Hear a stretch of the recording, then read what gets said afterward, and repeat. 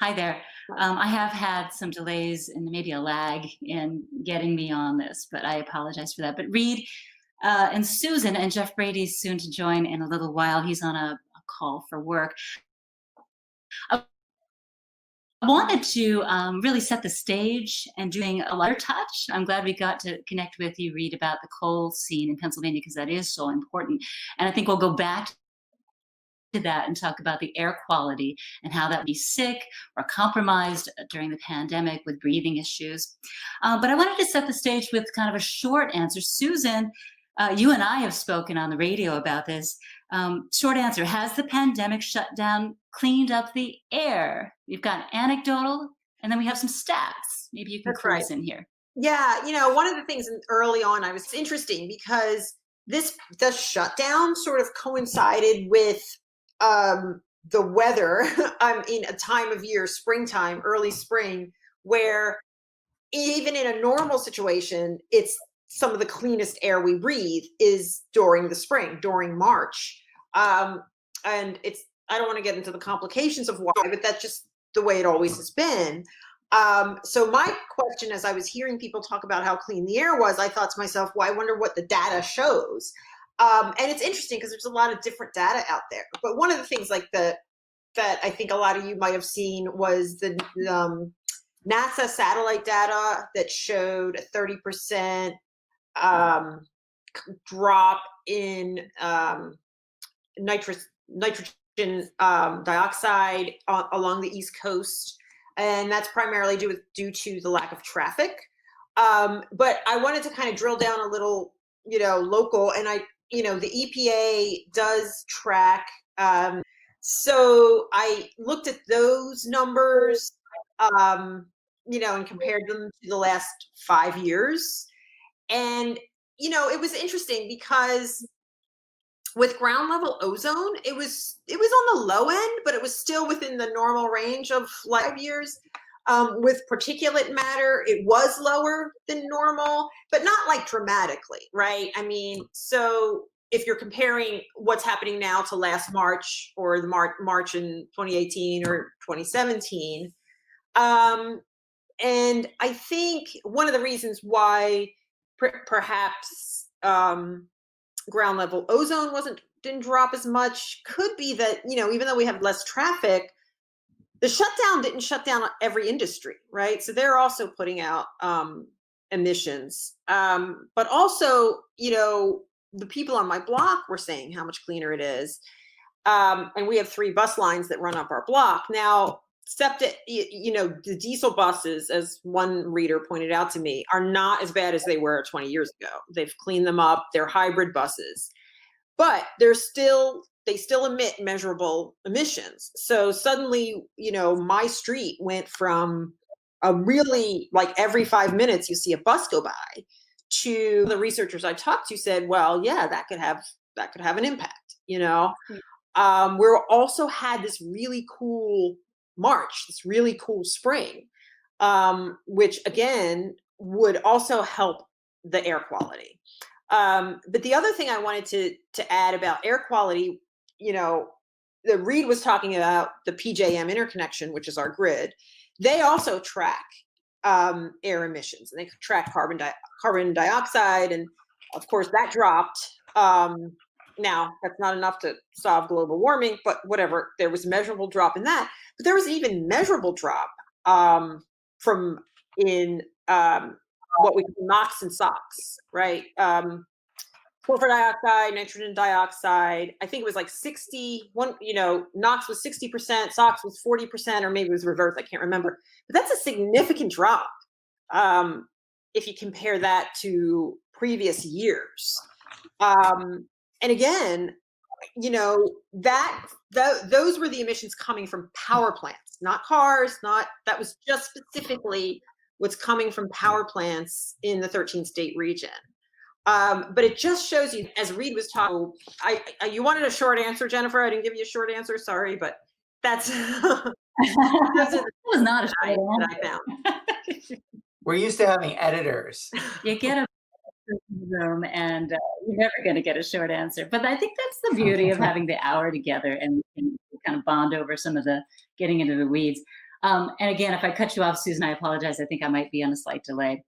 Reid, can we squeak out a quick answer from you about basically wondering if there has been an impact on the environment that you've noticed? You spoke about the coal industry a little bit, and you can, find a quantitative situation with measuring air quality. But I also want to add in, how can we maintain any environmental gains made after people return to work? So first off, what's the impact real quick, and how would we maintain such gains?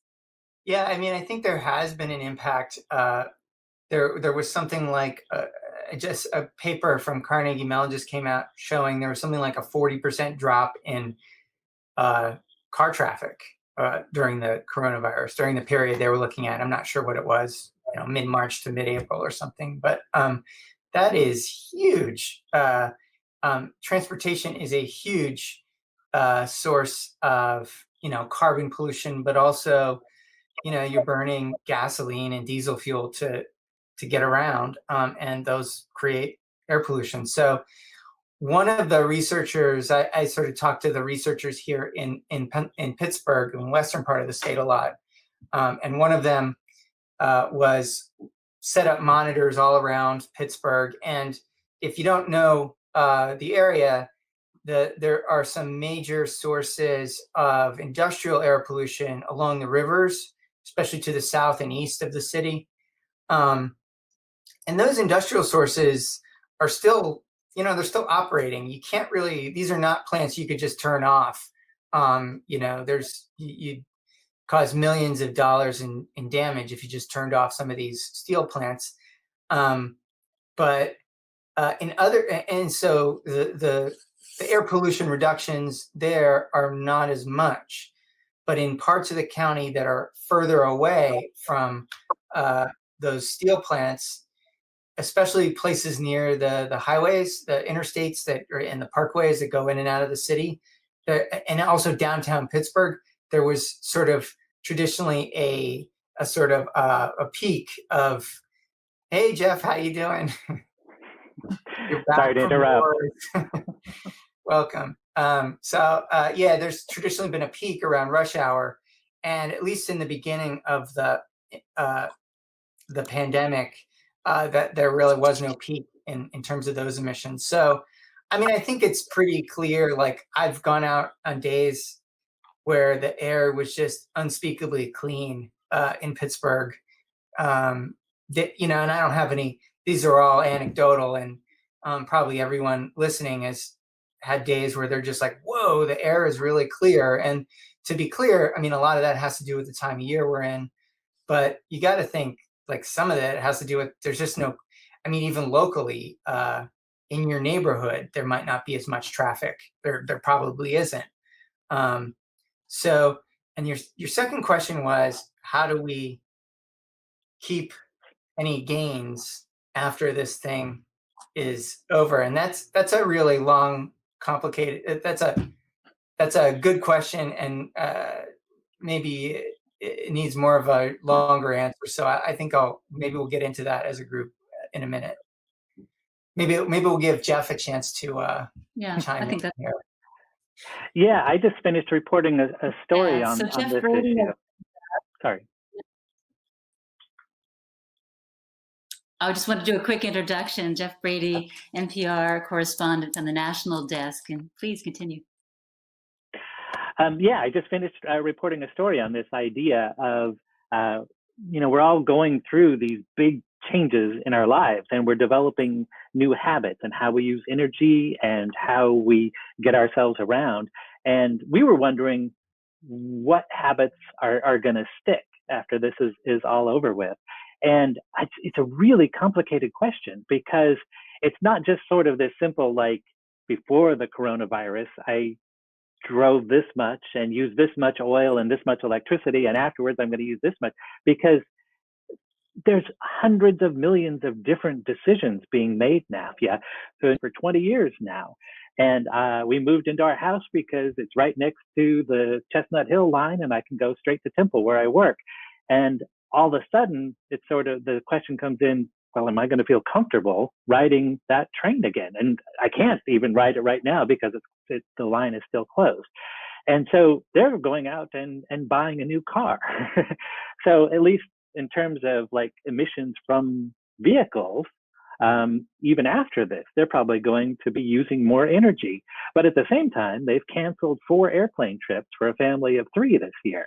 So overall, their carbon footprint is probably going to be a lot smaller.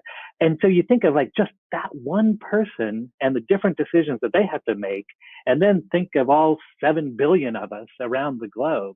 And it's hard to know for sure what's going to stick, but it does feel like something's going to be different. We just don't know what it is yet. We just haven't gone through this before.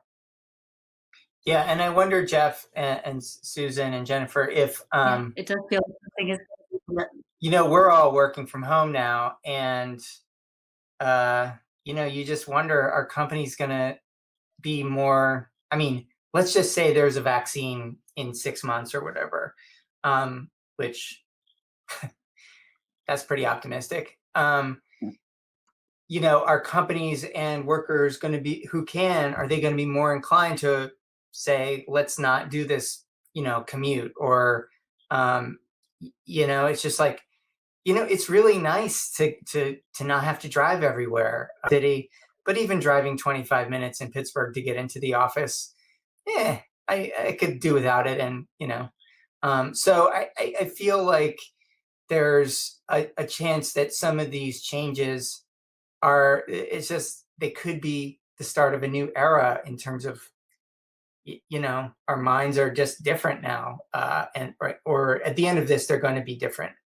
Who knows if that's true, but, you know, you look at the Great Depression and how that just changed America in so many ways. You know, you wonder if what we're going through now is going to have a similar impact. So, yeah, well, you know, we waste so much fuel just sitting in rush hour every day. Yeah. I mean, that's not fuel. Yeah, it doesn't get you anywhere. And it's not because we love waiting in rush hour. It's because we have to do it. But now we're learning these new habits. Like maybe I wasn't comfortable doing Zoom meetings before, and now I've done dozens of them and I'm a lot more comfortable with it. So that first 9 o'clock meeting in the morning, maybe I'll take that on Zoom and then I'll go in at 11 o'clock. And all of a sudden, I'm not wasting that fuel sitting in rush hour anymore. Yeah, I mean, I wanted to say, like, when I was doing reporting for the air quality story, one of the things that the researchers were really worried about is what happens when these stay-at-home orders are lifted and people are afraid to get on public transit for obvious reasons. And then we're going to have more cars on the road. And so a lot of them are actually worried that the emissions will go up, like even worse than what it was before. So that's another thing to think about but it is an interesting question, Jennifer, in terms of what will stick. Like will there be certain things that people will say, hey, this was a really great thing to be able to breathe cleaner air. Let's figure out how to do that. I mean, does that mean it's going to be like more electric vehicles on the road? I mean, it's an interesting question. I also think, and I keep talking about this, is so much of this will be determined by the policy response from federal and state governments. And, you know, we're probably going to see more, a sort of a big sleeper of the Obama administration was the amount of wrote a lot about this. He's like a writer for Politico. But it's something like $90 billion went to clean energy, which just dwarfed any investment in that in that industry there before then. And it just basically kicked off this renewables boom, so to speak, that, you know, and it's still helping the renewable industry because you know, now windmills can still make money because of the tax credits that were sort of given to that industry in that time frame. So Anyway, I mean, I guess the long and the short of it is what the government invests in now will determine a lot of where we get our energy from, what kind of cars we drive, if we drive cars or take public transit, if there's a fast train. I mean, obviously, these are slow moving things, but, the world we're living in 2020, a lot of it was determined in 2009 when the stimulus happened. So also there's talk of how much money the fossil fuel industries are going to get from any kind of stimulus or bailout from the federal government. And those will have a big role in determining how competitive those industries can be when this is over. So I think we lost Jeff. Yeah, I'm just wondering. I don't want to. Questions. They could always. Oh, I see. There's questions in here now. A lot of questions. Can you guys hear me? Okay. I can now. Yeah. I wanted to ask Yes. a question. Some of the materials that are ending up in landfills. We have a question that came in from one of the folks who registered for today's webinar, and they say, has there been an increase in single-use plastic and medical waste due to the COVID crisis? If so, how do we reduce the use of those pollutants? What does the short-term environmental outlook look like? Landfills, etc. Yeah. So I don't know about landfills. What I do know is that there has absolutely been a measurable uptick in what they call corona litter, which is, disposable masks and gloves. So you're seeing a lot of that. And the bad thing about that is that it's litter, but also that it gets washed into the sewer system, and then it ends up sort of clogging up the works for water treatment plants across the country. The other thing, and I did a story about this, is that the other thing that people were doing, and I should check and see if they're still doing this, but in the very beginning, a lot of people were flushing the disinfectant wipes down the toilet, and they are not flushable at all. And that was really, I can't remember the statistic for my story, but it was an unbelievable increase for Philadelphia Water Department to have to deal with the number of wipes that were ending up in these wastewater treatment facilities. But it's a good question about the medical waste, Jennifer, and I don't know the answer to that.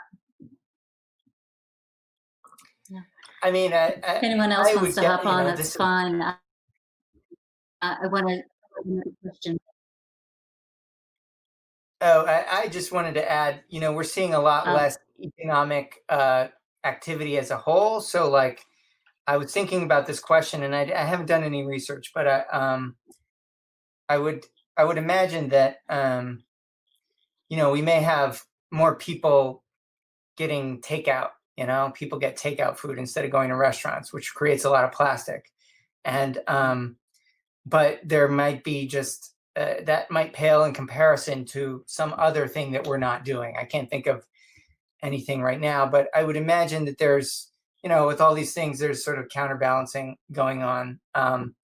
There's less recycling going on now because the cities didn't want to have people pick through and separate that stuff. So, there's some not great, terrible all over, altogether terrible. I want to draw Jeff back in. Any reporting on exposure? There's a question that came in from one of the folks who's listening in today about how in some populations shoes may be more prevalent. Reporting on that? I haven't done any reporting. I've read a little bit here and there, and of course the environmental justice issue is always there for us, and it's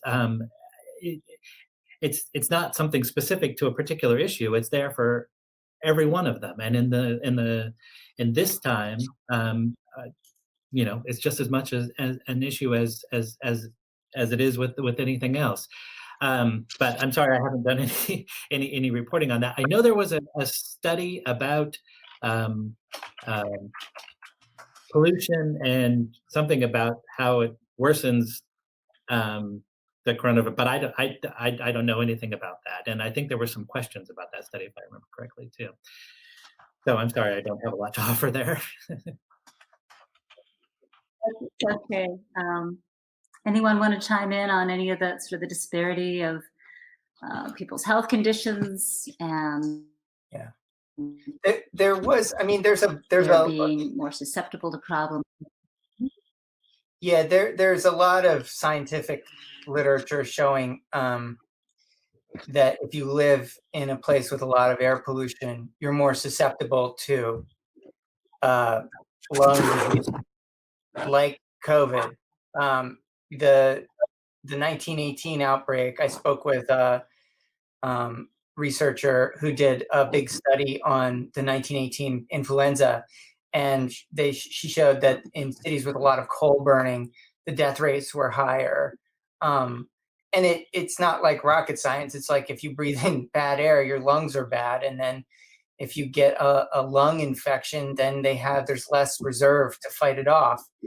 And what we know in the U.S. is that poor people of color, generally live in the parts of cities and areas that have more air pollution. So that's you know, that's a problem. So you know, in Pittsburgh, you know, there I'm sure it's like this in Philly, you know, near the big industrial sites, it's a lot of African Americans who live near these, like right near the towns, and then a little further away, right near the steel plants, and then a little further away, there's more of more white people. So yeah, I mean, this is just a general problem with American society, is that if you're poor and if you're Black or Latino, you're probably more exposed to some of the pollution that's going to weaken your health system. And there's also a large literature on the on stress and its impact on the body. So I don't want to minimize that. I feel like that is sort of an you know, underappreciated aspect of the health disparities that we see in this country, is that on like a molecular level, being Black or Hispanic or poor, your body literally undergoes processes that weaken your system in the same way that breathing in bad air would. So yeah, I would add to that stress is a big issue, right?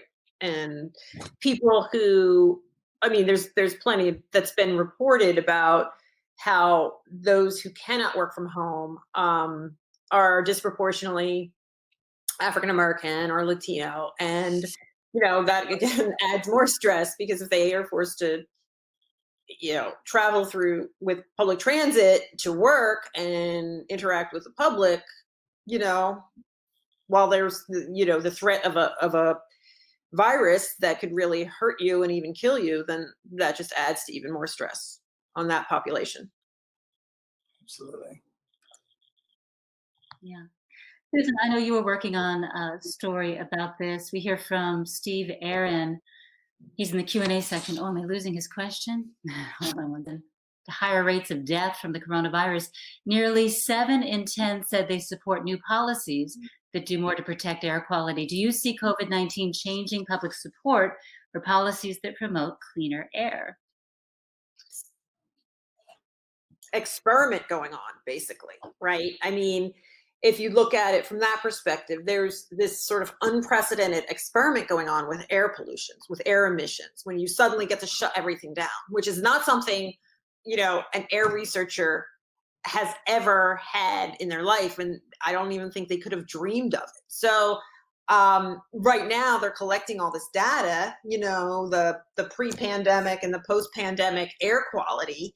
And of course you can look at that data later on, you can look at what the health impacts are and sort of figure out what was the real impact. You know, okay, we've got COVID and there's all these negative impacts of it, but the sort of caveat was we suddenly had less air emissions.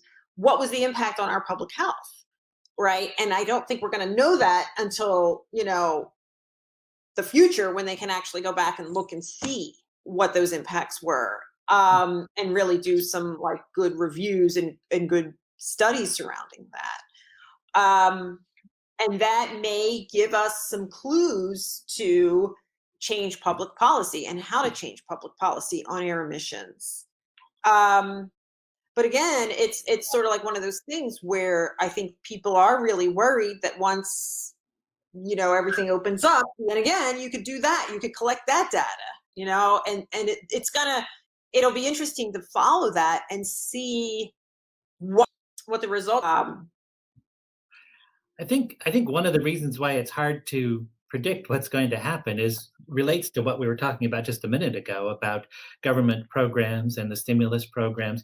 And I was listening to an international energy agency call today, and one of their main points was that there are obviously emissions reductions happening right now, but at this point, what happens in the future is kind of being just left up to chance and all of those hundreds of millions of different decisions.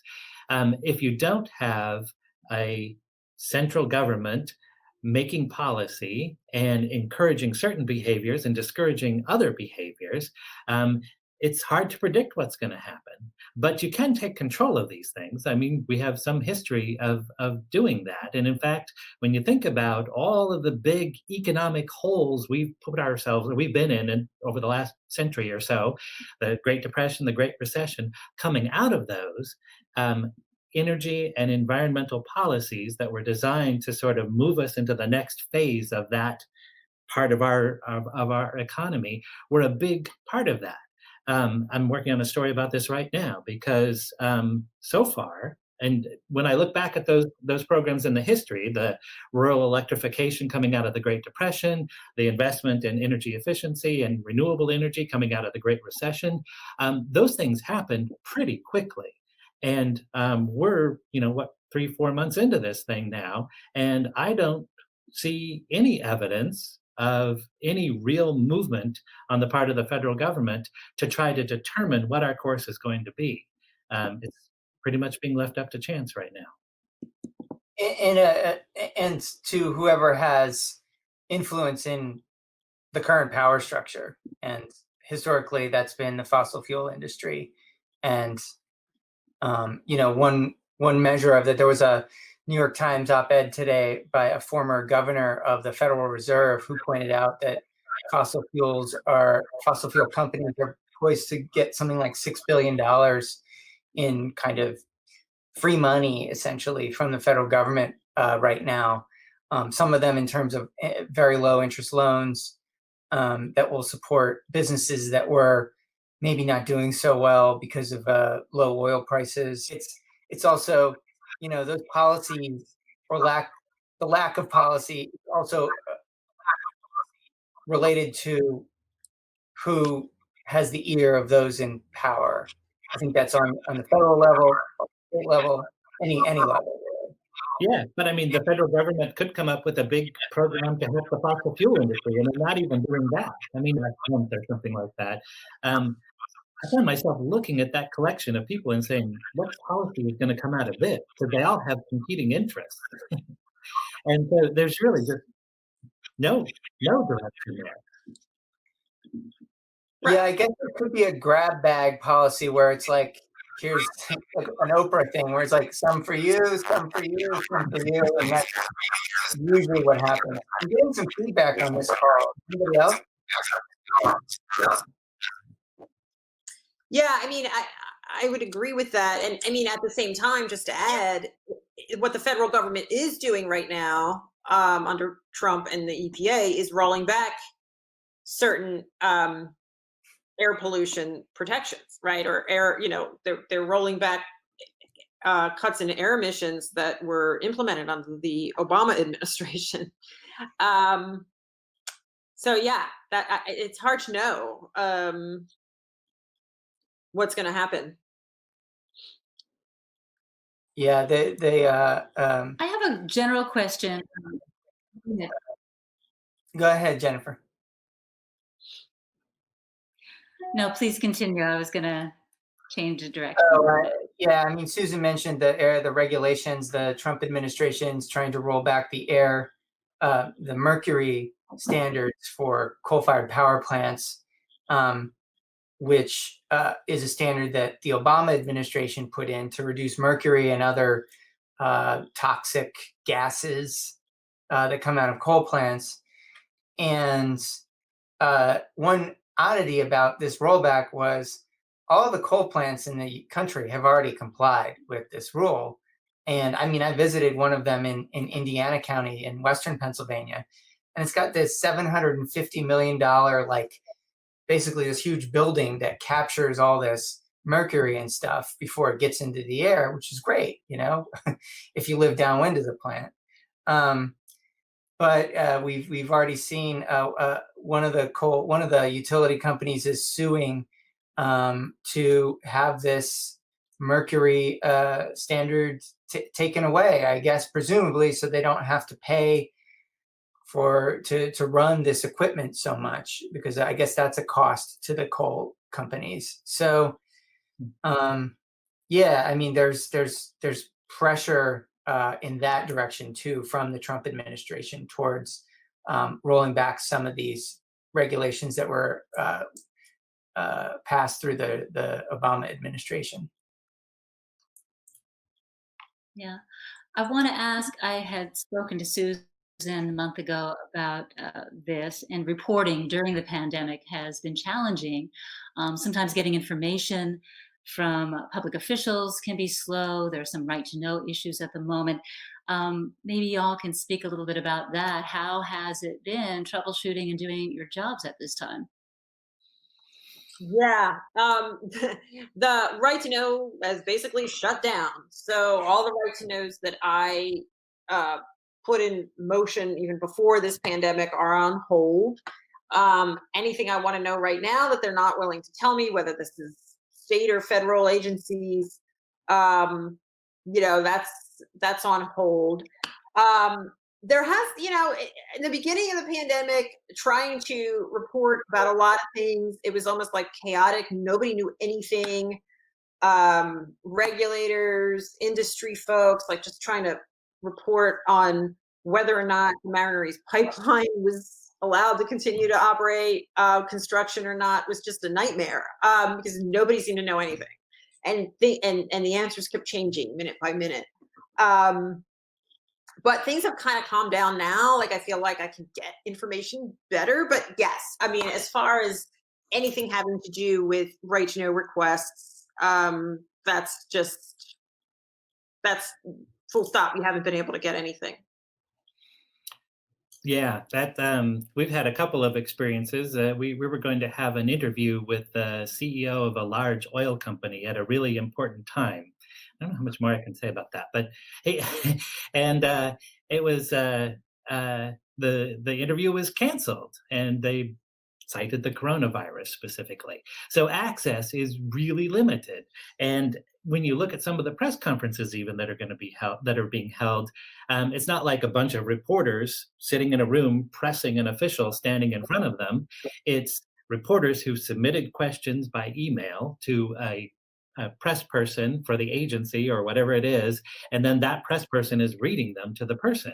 And there's a level of accountability lost in that process that I just hope it doesn't go on much longer. But that makes me want to say, like, we've got a lot of people listening right now. We really rely on tips and whistleblowers. And so if somebody knows something, often people, you know, their conscience gets the best of them, and they want to make sure that the public knows. And so all four of us are here. That's right. Send us your tips. Yeah, and I'll add, I find, I don't know about you, Jeff and Susan, but I just feel like, you know, most of my job normally is still behind a desk. It's still looking at emailing people, calling people, looking at, you know, government websites and things like that. but there's still a very important part of the job, which is just going out and seeing things, doing stuff and meeting people, and like that's just gone. And it just feels like trying to walk without like 3 of your toes or something. I mean, you can still do it kind of, but like those you didn't realize that your toes were so important. So yeah, and it just I feel a little bit cut off from the things I'm reporting on. Like I kind of almost never do a feature story without going to somewhere to interview someone about something, even if it's just in an office. And there's just so much you kind of miss when you're not there in real life. So yeah, that part of it is just it's been kind of it's harder to do our. And it feels like it's not as good too. Although I mean, I Yeah. have to say my neighbors have been great. I've been Good sources. for a number of stories. But yeah, I mean, I had to do one. This had nothing to do with the environment. It had to do with the Veterans Affairs nursing home, and it was like, I couldn't get any good sound. But yeah, that part of the job. Resources right now. I mean, I was late coming to this call because in the middle of the day, we decided we needed a profile of the man in Minneapolis who was killed after police or died after police detained him. And so, usually I spend my days thinking about energy and climate change, and all of a sudden we're going to get pulled into another story because that's how it works. You got to do what you got to do. Absolutely. I have a question. Just observing more people outside on trails, bike riding, things like that. Could that potentially create a swell of more interest in the environment? Instead of everyone going to their gyms where they're inside working out, now they're outside. I mean, that seems like that could only be a vote for some potential save the planet work down the road. Well, and there's some dynamics with this pandemic that I think could end up being really valuable in the overall battle to address climate change, because there are a lot of things that are very similar, sort of like this thing that's out there that you can't really see, you can't really lay your hands on. It may not be hurting you at this very moment, but there's something off in the future. And so that whole concept of thinking about that, and then also thinking about individual actions contributing to a collective consequence. It feels like, in addition to developing new habits, we're all kind of going through, like Susan said, this experimentation and this thing where we're all learning new stuff. So we don't know what that's going to look like on the other side. It's kind of exciting, but it's also a real pain in the backside. Yeah, and I will. That's a really the connection between climate change and coronavirus has been really interesting for me to think about, because since I've been covering this, big climate action has always been sort of unthinkable. How are we gonna give up our hamburgers? Are we gonna we all gonna have to ride? Is grandma gonna have to ride a bicycle to the mall or something? We're sort of used to this kind of dialogue about the issue, but coronavirus has really shown us that when push, and that's too expensive. That's sort of like an easy way to think about it, is climate change is too expensive to do anything about. And what the coronavirus has sort of shown us is that is a little bit of it's a bit of a construct, our money system. So we can we decide to spend how much we decide to spend on issues that are problems that we think are important. So I wonder if that's going to carry over, if climate change has become a problem that enough Americans feel that strongly about, or people around the world feel that strongly about dealing with, that the trillions of dollars that we're spending on coronavirus will make it not seem so crazy to spend the same amount on what you could argue would be a way bigger problem. And there's also, wanted to go back to this thing that happened in Beijing after the 2008 Olympics, as you guys remember, so that they could have the Olympics there. And since then, the air has gotten cleaner. I mean, they obviously shut, whatever, driving down or shut factories down. But since then, the air has gotten cleaner, and there are those out there who think, part of that is that people in China, people in Beijing got used to having cleaner air. And so I don't know if demand is the right word, but there was a greater thirst, I'm sure, for cleaner air, and the air has gotten cleaner in Beijing. So I wonder, like you said, will people be more interested in being outside and making sure they have access to like a nice park, or that the air isn't smoggy in the summer or something like that. So I wonder what the sort of mental, not sort of the impact in laws, but in our collective psyche about, in our collective thinking about the environment, what that's going to be. Yeah, and I think, just to add on to that, like I said, back in March, there was, an 8% reduction in electricity use without really trying. Nobody tried to do anything except stop. And at the same time, you still had a lot of these in many of them, but it wouldn't be hard to, if there is the political will, and I know a lot of you guys have questions, and I think listeners always, or readers always seem to want us to answer this question of like, well, how do we get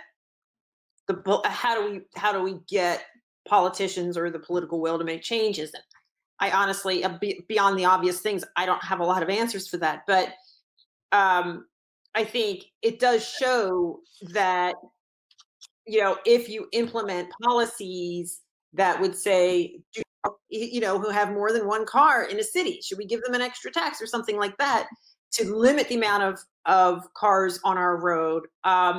These are a lot of questions that, this sort of experiment, if you will, could bring up, because people feel like, oh, I've been walking around my neighborhood, like Jennifer said, I'm about in my neighborhood, and it's so nice not to have like so much traffic, like a lot easier to bike right now because I'm not afraid of being killed. That may be something that spurs, because it happened in a way that didn't, nobody feels like it was this big lift. It just sort of happened. So it's an interesting question, Jennifer, but obviously I can just speculate. I don't know. Yeah. I want to point out Sabrina Rowe chimed in the Q&A, and she said, with people using trails more often, be sure that they respect the trails. There might be a little bit of a learning curve that people need to look into, just to know how to. Just a couple of minutes left. You guys have been fantastic guests. I apologize. What's the biggest positive impact individuals can make? We've been given this very unique opportunity to study the human impact on our environment. An individual can make, Jennifer, on what? Like just right now, you mean? Yeah, that's a question. The Q&A questions about what to do with plastic bags now, because I have no idea. They're piling up. Yeah. Well, I think the most important thing, if you don't mind my jumping in here, is it's who you elect to office, quite frankly. That's what's going to determine where we go on all of these things. So it's like, you make sure that person, you understand what their views are on environmental and energy issues, and that they align with yours. There's gonna be a big role for government going forward here at some point. We've seen it here in this coronavirus pandemic. So the leaders you choose, I'm going to say, not just at the federal level, but also at the state level, because on climate change, states have pretty much taken the lead these days. The people you choose, that's the biggest effect you can have. Yeah, and I'll just chime in here, not just voting, but if there's an issue you care strongly about, it's amazing the power of a voter calling into their representative's office. If people get a lot of calls about something, it doesn't take that many voters for congressmen and women and state representatives to get scared, essentially, that they're not listening to their constituents. So, I mean, call your representative if there's something that you really are passionate about or think is vital. I think a lot of people skip over that step, but they are literally there to represent you. So if you don't tell them what you're all about, they can't really represent you. And even if they're not in the party that you would normally vote for, they sort of have to listen, at least. And I don't know, I know in local things, when things happen that are sort of near and dear to people's lives, they'll be spurred to action in that way. But in these more global things, I don't know how much our Congress representatives and our state representatives get to hear from the constituents about how genuinely how they feel about these issues. So vote, but then call. Yeah, and I think just to echo like what Reid said earlier, it's true. Like what's happening at the federal government, like Jeff mentioned, is pretty much nothing in terms of like planning for the future and acting on anything that we're learning about this coronavirus. Especially having to do with the environment. So, there's elect your local official, but then there's also other ways to organize and get involved and try to have an impact policy-wise on what the future lies, what happens in the future. Yeah, we have to wrap things up. That was a quick hour. Thank you for your questions, your insight, the panelists. Susan Phillips of WHYY StateImpact Pennsylvania, Reid Frazier of the Allegheny Front. He also has a podcast that you can look for. And thank you, Jeff Brady, joining in as you could today. NPR correspondent. Yes, it's being recorded. Yes, you can find it on WHYY, the YouTube page. I'm Jennifer Lynn of Morning Edition. Thanks for being with us. Thanks, guys. Thank you.